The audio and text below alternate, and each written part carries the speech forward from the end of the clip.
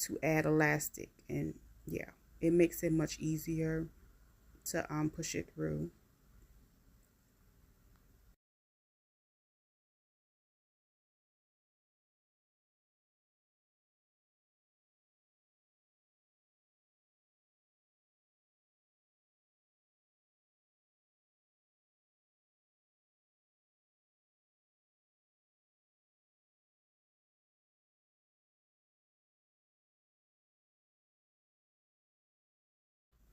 Okay, I finally got to the other end. As you can see, I have my two pieces of elastic. I will be overlapping them and holding them in place.